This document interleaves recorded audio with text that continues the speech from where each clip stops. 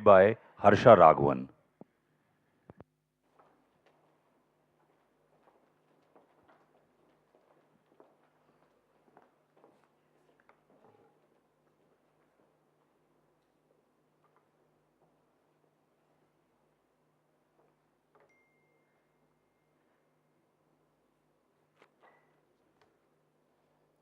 Honorable Prime Minister, members of the ministries, various ministries and secretaries, friends in the audience, it gives us great pleasure to have the last word today on an important subject of transforming India by 2022. The good news about going last is that we get to see the consistency across many of the groups and get to say to some of you, I told you so as well. So with that, I think yesterday it was mentioned that we have good news and some challenges ahead. We have high growth as an economy, but it's tended to be basically jobless. We need to be inclusive in our growth. We need to make sure that marginalized members of society are brought in and participants of the growth. And we need to kickstart our export engine. So a jarring slide was shown. 201 districts in our country, which is approximately 1/3 of our population, are red. That slide showed they have high infant mortality, complete poverty. The maternity rates are poor. The level of engagement of women in society, in the employment society, is poor. And the level of skilling in these 201 districts is poor. So how can we, without bringing them up, we can never survive as a nation and we can never achieve inclusive growth. So while it's a complex subject, there are many things that we need to consider. We feel that three important pillars, as indicated, are healthcare, tourism, and branded Indian goods and services. Now, the good news is that you've seen all three of these before in the earlier presentations. So what we propose today is to add a perspective for you on the drivers across all three, which is inclusivity, skillanthropy, which is philanthropy of skills, and then the overall vocational skill development. This is the way we can create jobs and livelihoods, particularly in the 201 districts where we have many of our countrymen, and we can alleviate poverty. So with that, we have a few proposals on each. On healthcare, to start with. Swasth Samaj, affordable medical access for all. There is existing infrastructure, medical infrastructure across our nation, including in the hinterland, including in some of these regions with poor mortality. What can we do together, private and public, to improve the efficiency with which we use this medical infrastructure? Technology will play an important role. Public-private partnership will play an important role. We can transform 700 of the district headquarter hospitals into medical centers through PPPs. In doing so, we can bring the best of private expertise to these medical centers, improve productivity and availability. But in addition, hub and spoke model is important. We need to bring medicine via the cloud. What we need to do is we need to take private health care centers, of which there are thousands across the country, mostly populated by female professionals, medical professionals, and we need to take technology such that these private healthcare centers across the hinterland, starting with these 201 districts, can be upgraded, connected, and telemedicine can be enabled back into the district hospitals and into central headquarters. So our time-bound action plan that we would propose as a public-private partnership is through the tendering first of the 200 affected districts. We can get going with public partnerships this year itself by December, and then the balance 500 in the course of next year. Again, on Swasth Samaj, we can kickstart our export engine.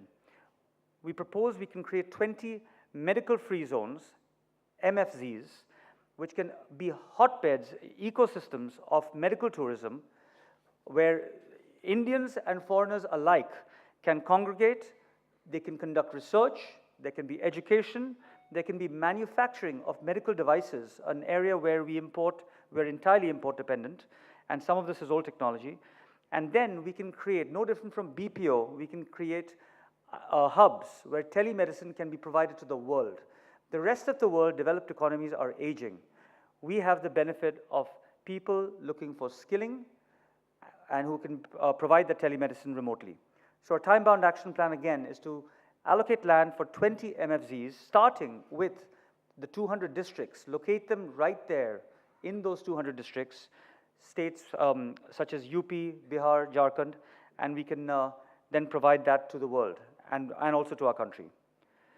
Our second pillar was tourism, which we believe is the new IT revolution of India, inclusive tourism. We get 8 million tourists today. By contrast, Thailand gets 32, China gets 60. The Louvre alone in Paris gets 8. Research has shown that it is an 8-to-1 job multiplier, and usually in the remote regions where tourists would go. Our proposals include branding, setting up 100 new tourist zones. It's a travesty that Sentosa Island has a brand, Sydney Opera House has a brand, the Gold Coast has a brand, and many others. In India, we need to do better to create those brands and then enable within those tourist zones ease of doing tourism. We need to ensure that there's safety for women, that there's good infrastructure in those tourist zones, good connectivity in those tourist zones, such that tourists from around India and around the world can go there and enjoy their experiences. In these 100 tourist zones, we need to make sure we highlight cultural aspects about our deep culture and history that we have in India. It's a travesty that people around the world will go to Vienna to watch the ballet, but they never think to go to Kerala to watch Kalari. Ayurveda, yoga, spa and wellness, these are all areas where we could do more to become destination hubs for Indians and for the world. So our time-bound action plan, our proposal is to create promotion bureaus as public-private partnerships. Coming back to Skillanthropy, this is where the private sector will contribute time on these promotion bureaus for each of the tourism zones to ensure that we promote skill and fast-track clearances alongside the government. The third pillar, branded Indian goods and services, I think was discussed by one of the earlier groups, and here we need to design, produce, and market our unique Indian products to the world. We need to do so by empowering the artisanal communities that have been flourishing on these basic handicrafts or jewelry or other areas for decades and centuries, but lately, unfortunately, have been seeing employment opportunities elsewhere. We need to allow them to flourish and earn a good income right there in their home, whichever region of the country it may be in. So a couple of proposals we had. One was to set up innovation districts, which could be hotbeds of design, where entrepreneurs and designers can live, work, and play. Another one was to facilitate cooperative models for different sectors within branded Indian goods, which could include fashion, garments, textiles, etc. And ensure that we have information exchanges, connected information exchanges, because everybody has access to rich data on their phones nowadays, to make sure that workers, artisans, are able to get the best prices for their goods. Job seekers can become job creators, and that way marginalized communities will get a better realization for their products. Another important way we felt that this could be enabled was through Skillanthropy, which I mentioned earlier. We need to bring pride into skilling, and I think the private sector can do a lot on this. We need to recognize seva, social empowerment through volunteer action. We need to recognize that, no different from CSR, we need to be able to contribute our time and be recognized for that. Skilling should be driven down into the school level such that everybody, even if dropout rates continue to be somewhat high, starting in the 6th grade or thereabouts, they need to be able to start learning about other skills as well as getting a quality education. And on Swami Vivekananda's birthday, January 12th, we propose, as the private industry, we contribute 1 million hours towards helping skill the nation. So with that, we believe that a new India by 2022 could have 2 to 3 million jobs created in healthcare, high quality, high paying jobs, but more importantly, 4 million lives saved per year, mostly in affected regions. Number two, tourism. We believe 40 million new jobs can be created in tourism, resulting in $40 billion of incremental revenue. I might add that tourism is heavily reliant on women, and this can be an important driver of bringing women into our workforce and inclusivity. And the last, branded Indian goods and services can generate healthy export income and bring employment for the rural areas. Thank you.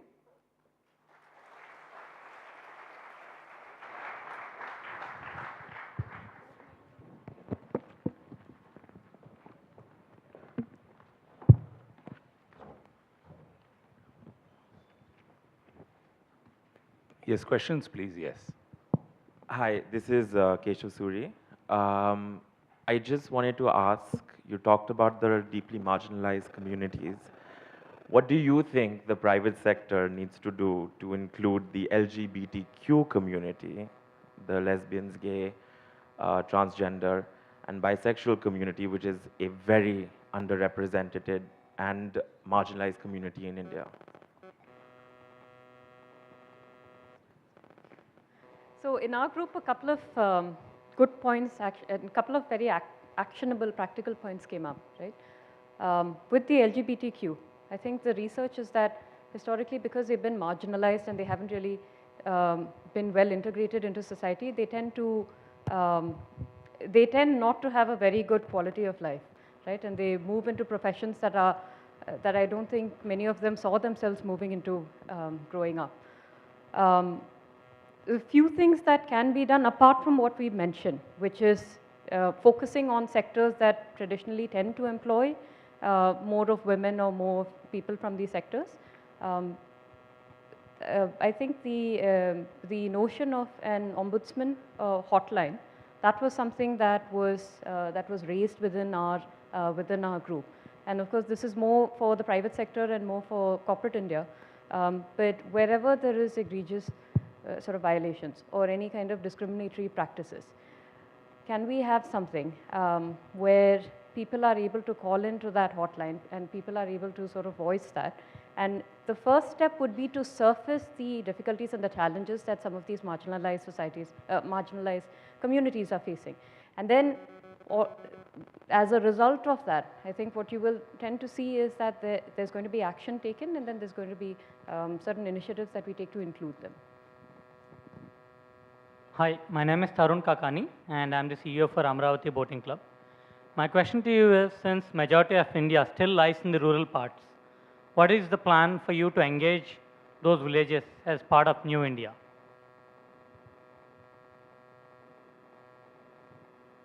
Yeah, I think it's a very valid question. I think what we want to do as part of what we really propose is to retain, I think, our Indian culture and heritage. So I think a lot of the artisanal communities that lie within rural India, so how can we sort of bring them closer to urban India? So I think creating design, cultural sort of heritage centers, empowering them, I think giving them a sort of a livelihood, bringing them up to speed with technology, with current trends, and educating them and sort of creating a marketplace that kind of connects them to consumers. So I think that was one of the ideas that we had discussed.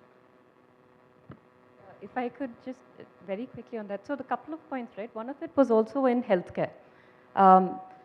So what we were proposing is not just healthcare, but what does technology-enabled healthcare look like? How can you get access to so many Indians who today need that kind of access to healthcare? And this is the place where I think healthcare extension workers, skilling up people so that they are able to, they're able to be extensions of your hospital systems, the extensions of your physician facilities. They're able to actually get trained themselves on how to do e-consult and then go door to door and sort of ensure that the most remote regions of our country are also brought into the net. These are all ways where it's not only job creation, but it's also really using the disruptive technology and finding a way to bring healthcare to most people in India.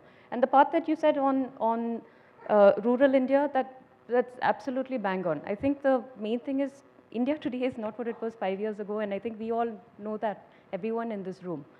How do you use that kind of disruptive technology in a way that is impactful and that's meaningful, so that people who traditionally were job seekers can actually become job creators?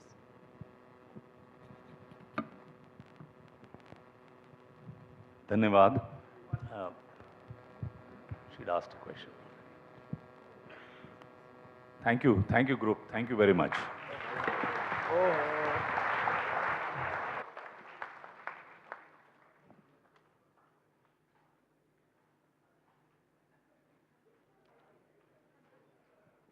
हम लोगों के जो 6 presentations हैं वो हो गए।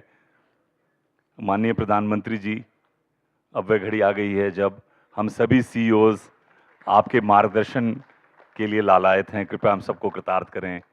मैं आग्रह करूंगा माननीय प्रधानमंत्री जी से